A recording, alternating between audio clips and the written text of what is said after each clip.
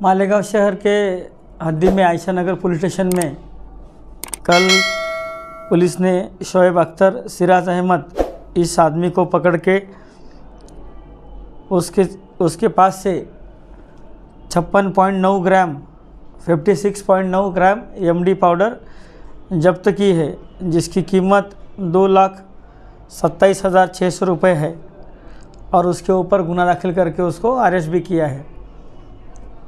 और इसी वारदात के चलते हमने माजी में जो भी कार्रवाई की है उसकी भी थोड़ी मालूमात निकाली, तो हमको ऐसे ध्यान में आया कि एनडीपीएस कायदा के अंतर्गत सिटी डिवीज़न की हद्दी में 2022 साल में एक केस हुई थी। एनडीपीएस कायदा के अंतर्गत एमडी, गांजा, कुत्ता गोली ऐसे जो नशे की चीज़ें हैं उनके ऊपर कार्रवाई की जाती है। उसके तहत 2022 में एक केस दाखिल किया गया था। 2023 में 11 केसेस हमने दाखिल की थी और चालू साल में ये आज की तारीख तक 26 केसेस दाखिल किए हैं। कुल मिला के पिछले 3 साल में हमने 38 केसेस दाखिल की है। इससे ऐसा मान सकते हैं कि 2022, 23 और 24 में एनडीपीएस के केसेस में पुलिस की तरफ से बढ़ोतरी है। आगे चलकर जैसे हमने देखा कि आर्म एक्ट में हमारी कितनी केसेस हुई है उसका भी मैं ब्यौरा आपको बता दूं।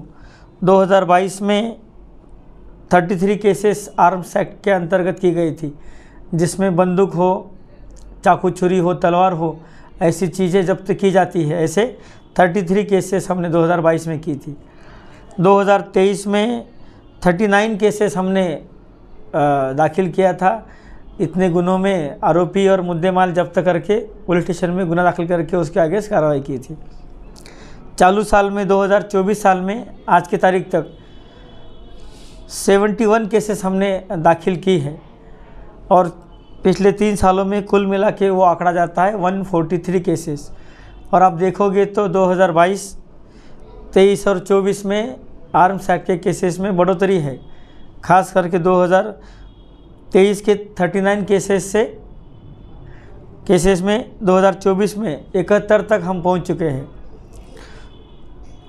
कुल मिला के ऐसा बोल सकते हैं कि ये एनडीपीएस और आर्म्स एक्ट के केसेस के बारे में मालेगांव सिटी डिवीज़न हो, एडिशनल एसपी मालेगांव हो, नासिक जिला एसपी साहब हो, एलसीबी हो, इनकी तरफ से विशेष ध्यान दे के हर बार जो भी मालूमात मिलती गई है उसके तहत पूरा उसका सीरियसनेस देखते हुए केसेस और कार्रवाइयाँ हर बार की गई है।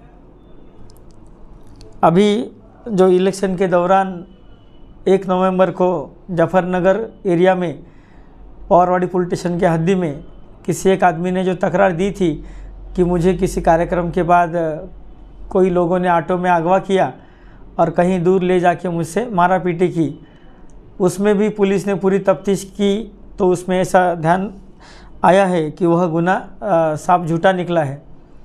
तो उसके आगे से भी हमारी तरफ से उस आदमी के खिलाफ़ आगे की कार्रवाई चालू है। दूसरा एक प्रकरण था जिसके बारे में चर्चा हो रही थी कि आज़ाद नगर पुलिस स्टेशन में बड़ी मालेगांव स्कूल के सामने का जो एरिया है बागे महफूज, वहाँ पे भी गोलीबारी हुई थी। वो गोलीबारी के चलते भी उसका सीरियसनेस देखते हुए हमने तुरंत हमारे पूरे काफ़िले के साथ में हमारे सभी अधिकारी और अमलदारों ने तुरंत विजिट करके सभी पहलुओं को देखते हुए तपास शुरू कर दिया है। और इसमें हम 2-3 एंगल पे काम कर रहे हैं, जैसे कि कोई उसका पॉलिटिकल कनेक्शन है क्या, उसमें कोई उसका व्यावसायिक जो काम करता है फिरियादी, जैसे कि कोई प्लॉट का है, कोई ज़मीन का मामला है, उसका कोई रोल है क्या, और तो और उसका कोई व्यक्तिगत वाद किसी के साथ में झगड़ा या कोई उसमें एंगल है क्या, ये सब चीज़ों को मद्देनज़र रखते हुए हमने कुछ विशेष पथक और अमलदार उनके पीछे लगा दिए हैं। अधिकारी भी उसमें काम कर रहे हैं, हमारे तरफ से भी हर दिन उसका जायज़ा लिया जा रहा है। उसमें जो भी फुटेज मिला है सीसीटीवी का और जो मोबाइल डेटा का हमने प्राप्त किया है उसका स्टडी करना का काम चालू है। हमको पूरा भरोसा है कि जल्दी हम उसमें एक मुकम्मल पॉइंट तक आ जाएंगे। आगे मैं बताना चाहूँगा कि जैसे लोकसभा इलेक्शन हो, विधानसभा इलेक्शन हो और सभी इलेक्शन के दौरान जो भी आचार संहिता हो और उस सबके पालन के दौरान पुलिस की तरफ से हर बार हर किसी को पूरे तरीके से गांव में लॉ एंड ऑर्डर मेंटेन रहे और गांव में कोई भी दुश्वारी सामने न आए और आ भी गई तो उसको तुरंत पुलिस की तरफ से सॉल्व किया जाए, यही प्रयत्न हमारा रहा है।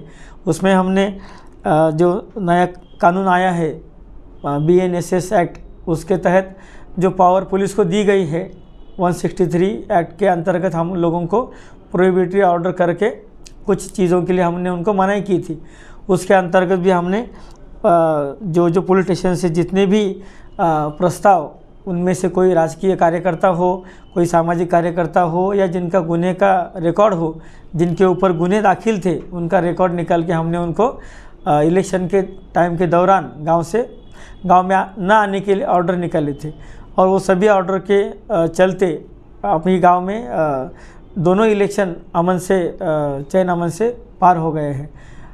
हम पूरे गांव के नागरिकों से, सभी लोगों से यही अपेक्षा करते हैं, यही उम्मीद करते हैं कि आप लोगों ने माजी में भी पुलिस का बहुत प्रशासन का सहकार्य रखा है और आगे भी आपसे यही सहकार्य रखने की अपेक्षा है। और इन सभी का जो अंतिम ध्येय है हम सभी का कि गांव के अमन को कोई धक्का न पहुंचे, कोई ठेस न पहुंचे।